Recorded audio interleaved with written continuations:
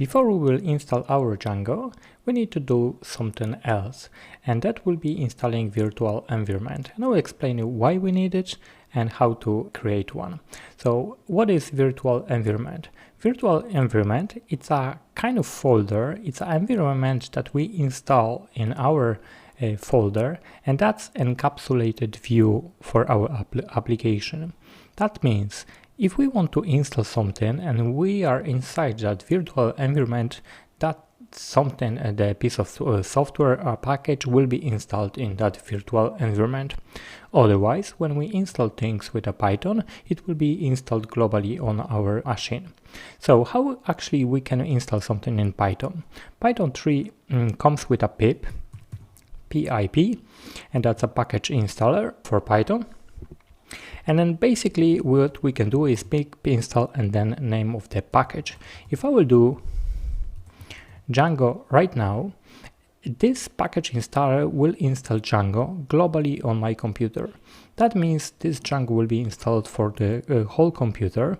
So generally this would be a bad idea because we might have more than one project in our computer, and each project will have a different Django version. If not Django, you might have different packages installed for different projects. So one project might need some package, the other projects might not need it.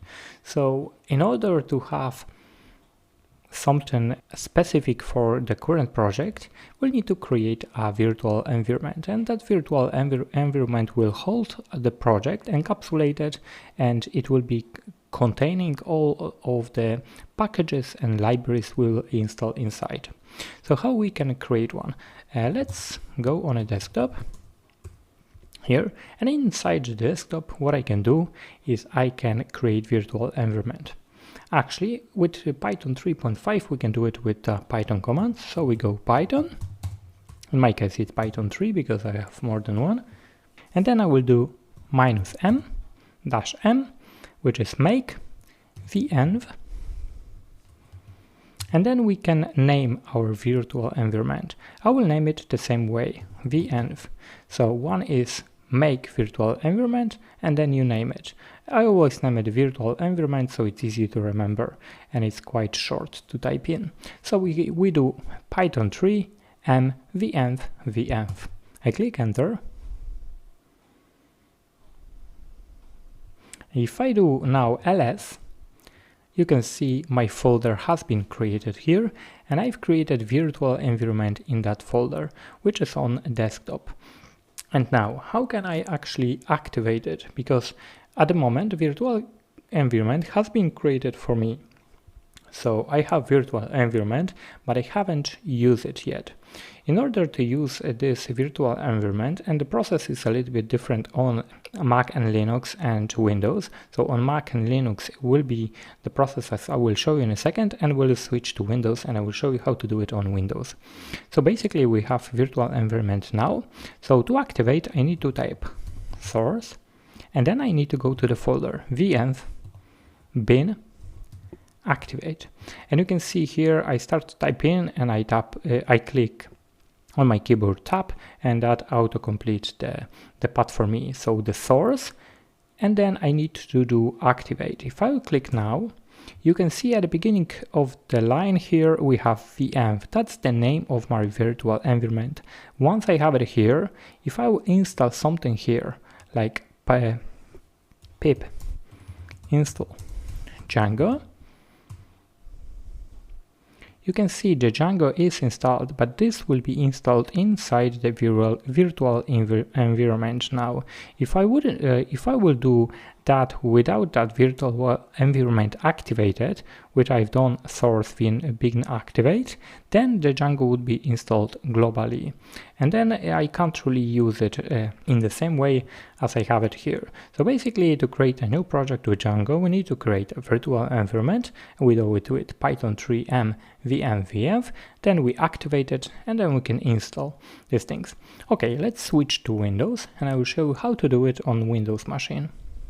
Okay, now we are inside Windows machine. Let's go to the desktop. We're inside the desktop, and let's use our let's create our virtual environment. So Python m venv venv, the same command as we used before. Now I don't have to type in a 3 at the end here because I have only Python 3. I remove my version 2 from this machine game because I won't use it anymore, so I have only Python 3. So I can type Python without any suffix. You can see here on the desktop I've created a new virtual environment and the folder here is for me to use it. It might take a while to finish that command.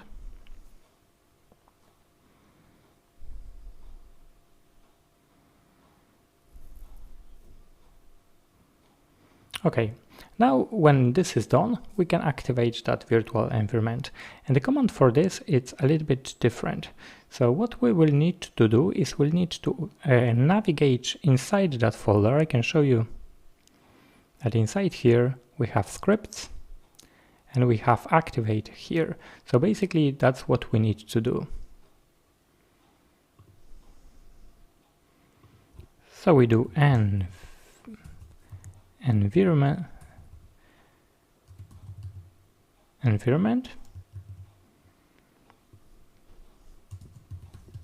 scripts, activate. And you can see here venv at the beginning of the line means that our environment has been activated. Once this is done, I can do a pip install